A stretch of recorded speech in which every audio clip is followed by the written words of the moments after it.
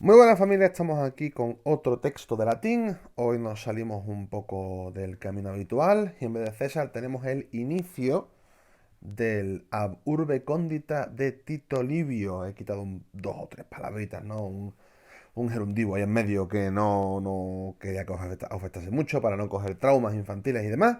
Así que vamos allá, no hay ningún signo de puntuación por medio, de puntos digo, que nos puedan permitir delimitar el texto más, así que verbos.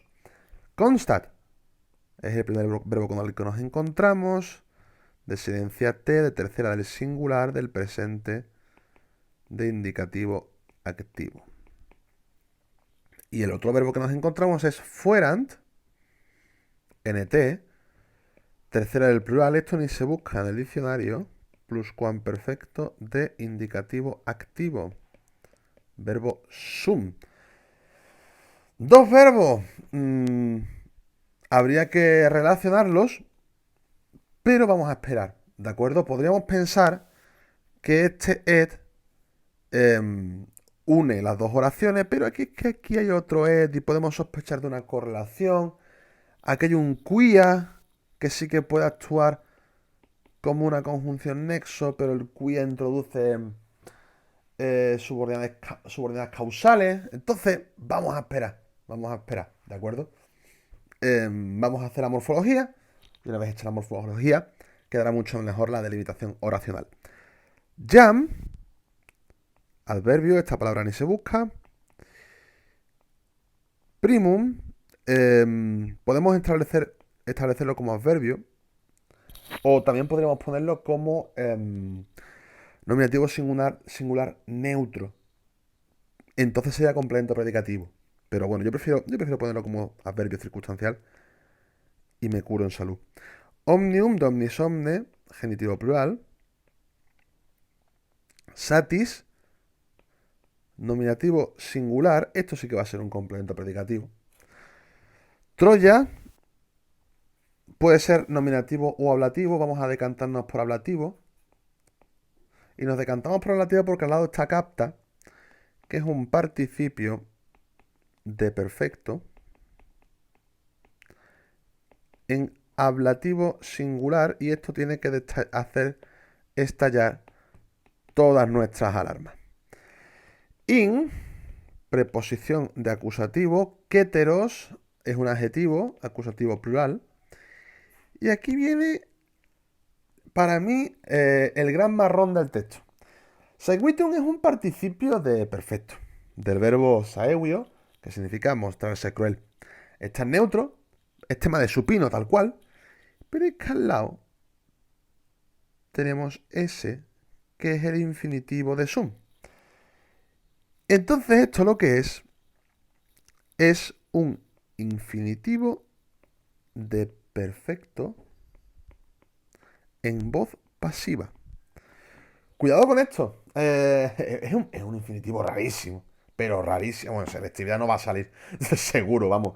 Y si sale, pues el 60% de la gente que está en la clase abandonará corriendo y llorando. Porque es una cosa muy extraña. Infinitivo de perfecto, tema de perfecto pasivo, tema de supino más verbo sum. En infinitivo, por supuesto. En realidad, si te paras a pensarlo, tiene su lógica. Porque se forma exactamente igual que las formas de perfecto pasiva. Recordad, perfectos de pasiva, el verbo a conjugar se forma en participio, más el verbo sum en el tiempo simple del tiempo que nosotros queremos conjugar. Es decir, si yo quiero un pretérito perfecto, necesito participio del verbo, por ejemplo, amo, ¿no? Amatus, amata, amati, amata, lo que concordando con el sujeto, ¿no? Amatus, más el verbo sum en la forma simple del perfecto, es decir, en presente, amatus sum. Pues entonces aquí tenemos lo mismo. Aquí tenemos el participio, el supino, como no concuerda con nada, pues el supino puro, y después el verbo sum en el tiempo simple, es decir, en presente. Ese es el infinitivo de presente de sum. Si te paras a pensarlo, tiene su lógica. Evidentemente entiendo que no nos vamos a poner aquí a pensar tan todo eso en un momento dado, ¿no? Pero bueno, que no es una irregularidad ni una locura, sino que simplemente pues, es el método de formación. Troyanos posiblemente va a ir junto a kéteros, porque kéteros, recordad que es un adjetivo. En estos textos, si os dais cuenta, en estos textos más particulares, vamos a decirlo así, em, es muy común que un sintagma rodee a una forma no personal. Esa es la forma que tiene el latín para decir, no te olvides que este sintagma va con este infinitivo, con este participio, con esta forma no personal. ¿De acuerdo? Duobus es un dativo plural. Es un dativo que se llama dativo de excepción o algo así, ¿no? Si le habéis puesto dativo tampoco pasa nada, la verdad. Pero claro, es dativo plural porque Aenea en tenorique es dativo singular. Ahora veremos qué pasa con eso. Que, por supuesto, conjunción nexo. Et es una conjunción nexo. Vetuste iure, ablativo singular. Hospiti, genitivo singular. Et es otra conjunción nexo. Quia es la otra conjunción nexo. Pueden estar juntas, ¿no? Puede ser correlativa, es decir, quia puede estar subordinada a un verbo principal, pero coordinada con otro subordinado, o incluso coordinado con un sintagma. Ya llegaremos a eso. Quia pacis, pacis, residencia is, genitivo singular. Semper, adverbio. Auctores, nominativo plural. Y ya, por último, después de la coma, omne jus. Podéis empezar poniendo, de hecho, vamos a poner las dos opciones porque entiendo que en un principio tengáis problemas. Jus juris es un neutro de la tercera. Omnis omne es un adjetivo de la tercera. Por tanto, los dos juntos. Acusativo singular, nominativo singular. Ya vemos con qué nos quedamos. Belli, genitivo singular. Aquivos, acusativo plural. Y abstinum ise, ese ise, eso es un infinitivo de perfecto activo. ¡Wow! Es decir, tenemos, tenemos cosas muy extrañas, ¿verdad? Tenemos dos participios y un ablativo, ¿no? Un ablativo absoluto, seguramente, o porque es un participio entre comas y de ablativo, ¿no? Vamos a empezar por el ablativo, que está clarísimamente delimitado. He de admitiros que esas dos comas las he puesto yo. Es decir, en el texto original no aparecían. Vamos a intentar hacer que esto quede un poco más pegado. Mucho mejor. Tenemos una oración de participio no concertado. Circunstancia del tiempo. Si queréis poner que es un ablativo absoluto, también podéis poner que es ablativo absoluto, ¿no? Cuanto más fruta, más vitamina. Vamos allá. Seguitum esse, oración de infinitivo. Como siempre, las oraciones de infinitivo, lo máximo hacia adelante, lo máximo hacia atrás. Vamos para atrás. ¿Inquéteros puede estar incluido? Sí. ¿Toya capta puede estar incluido? No, porque un participio dentro de una oración de infinitivo, eso ya sería obsceno. Directamente obsceno. Por tanto, hasta que hacemos el corte. ¿Hasta dónde? Inquéteros, seguitum esse, troyanos, está con quéteros, por tanto tiene que estar dentro. Duobus tiene que estar dentro. Puede estar dentro, sí. Aenea entender que puede estar dentro, sí. Ahora, et son dos nexos correlativos. Esto se ve clarísimamente, ¿verdad? Vamos a acabar poniendo bien esto. Conjunción correlativa en nexo, conjunción correlativa.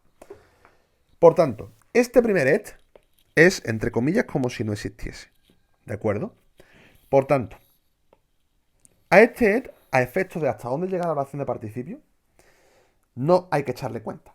Hay que echarle cuenta a vetusti iure. ¿Vetusti iure puede estar dentro de seguitum esse? Por supuesto. Por supuesto. Hospiti puede estar dentro de seguitum esse, por supuesto. Y era et cuya pacis semper autores fuera. Aquí tenemos una oración causal. Clarísimamente, ¿verdad? oración causal, función de completo circunstancial de causa.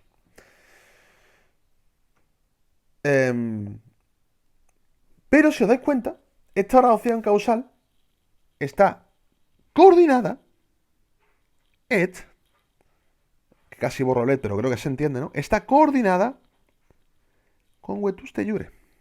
Porque vetuste iure, por sí mismo, puede ser sin ningún problema un complemento circunstancial de causa. Toma ya. Toma ya, ¿eh? Es decir, cuidado con esto, ¿eh? Esto es difícil. Esto es muy difícil, evidentemente. Voy a intentar una vez más pegar un poco esto para que la delimitación oracional me quede mucho mejor. Aunque me como una letra, una coma, vosotros tenéis el texto original. Repito. Vetuste iure es un complemento circunstancial de causa de saguitum esse. Sin ningún tipo de problema. ¿Vale? Se mostraron crueles a causa de un viejo derecho. Pero es que además la oración causal está coordinada con vetuste iure y por tanto la causal tiene que ser lo mismo que vetuste iure y por tanto tiene que estar en la misma oración que vetuste iure. Por tanto, la oración causal está dentro de la oración de participio. ¿De acuerdo? Por tanto, ¿hasta dónde llega la oración de participio? Pues hasta la oración causal. Y una vez más voy a volver a ponerlo más fino porque aquí nos falta otro de eso. Es decir, aquí empieza la oración de participio. Aquí acaba la oración de participio. Vais a permitir un momento que cambie el color. Vamos a usar un rosa, que nunca usamos el rosa. Aquí empieza la oración causal y aquí, es decir, en el mismo sitio, acaba la oración causal. Toma ya. Complicado, ¿eh? Esto es latín de verdad. Es decir, un latín ya más complejo, con una subordinación que muestra que es una lengua completa. Esto no es ABC, esto no es el César que nos venden en selectividad. Esto ya es una obra literaria completa. Pero espérate, que nos queda abstinuirse. Nos queda abstinuirse. Por supuesto, verbo. Y por supuesto, hasta el final. ¿Y dónde va a empezar? Pues justo después de aquí. Por tanto, tenemos la primera oración de infinitivo. ¿Concertado o no concertado? Cuidado, esto es importante. ¿Por qué? Si decimos que es concertado, es que está concertando con el sujeto, pero es que no es sujeto. Consta. ¿Qué consta? ¿Qué se da por sabido?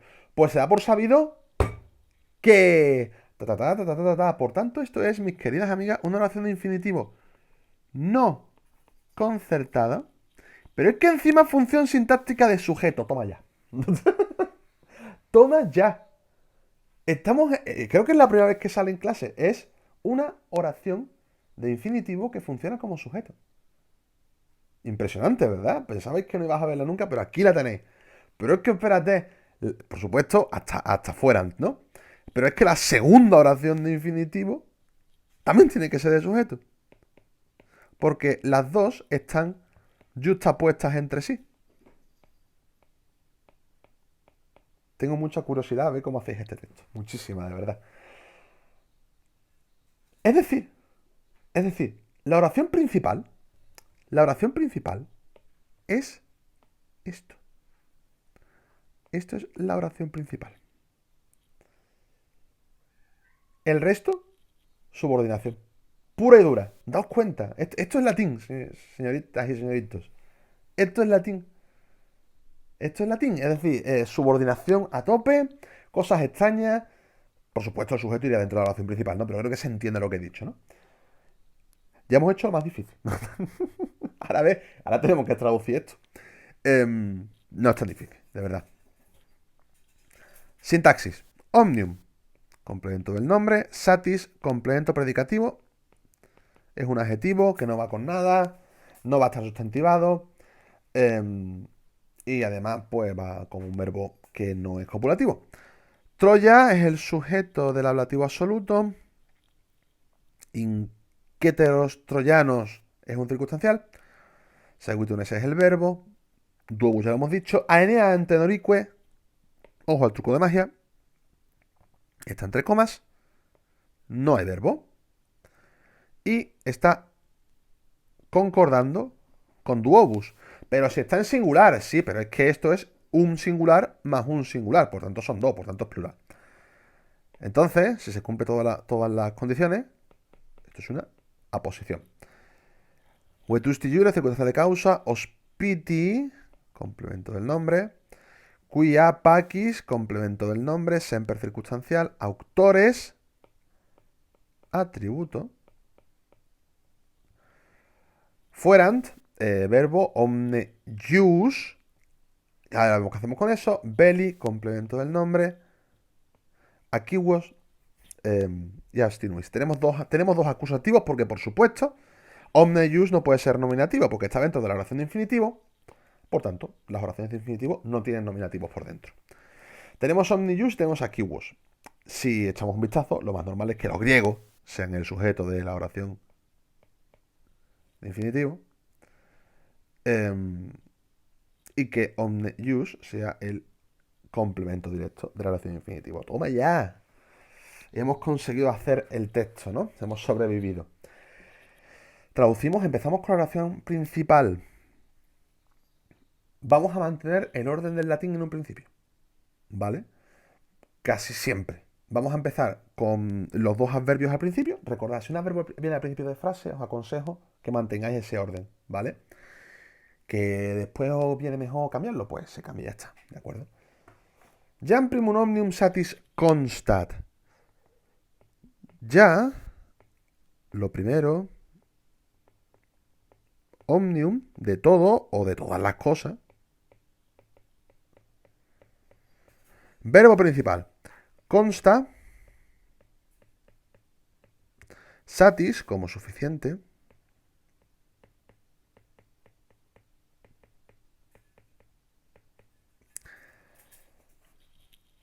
Que introducimos la relación de infinitivo no concertado. Coma. Troya capta. Una vez capturada Troya, vamos allá y seguimos. La primera oración de infinitivo no tiene un infinitivo explícito, por tanto, empezamos con el infinitivo, ¿no? Seguitum esse. Se mostraron crueles, o se mostraron cruel, o se mostró cruel. Ahora os digo por qué traduzco en plural, cuando acabemos la traducción. Inquéteros troyanos contra los demás troyanos.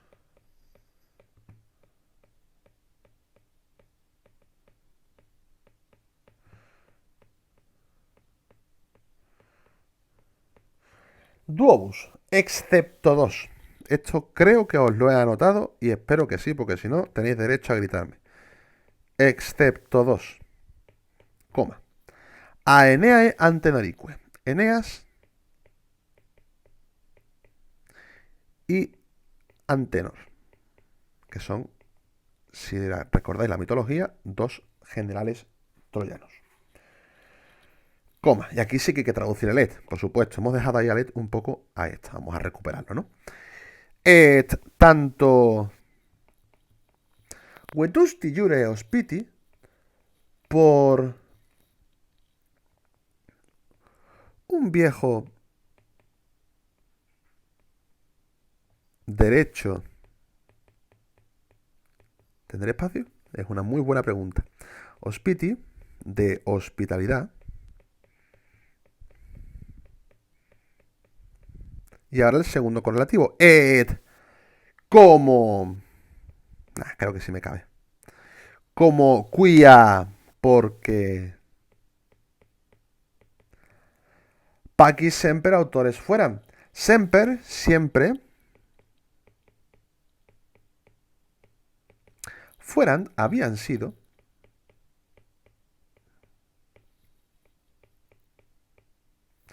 Autores partidarios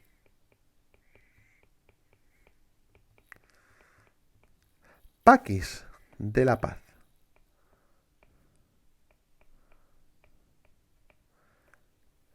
Y aquí ahora viene una cosa muy bonita, porque la oración de abstinuirse sigue siendo sujeto de constar, por tanto hay que repetir el qué. Que sujeto, los aqueos, o los griegos, ¿no? Los aqueos, los griegos de la Ilíada y de la Odisea, que los aqueos abstinuise, se abstuvieron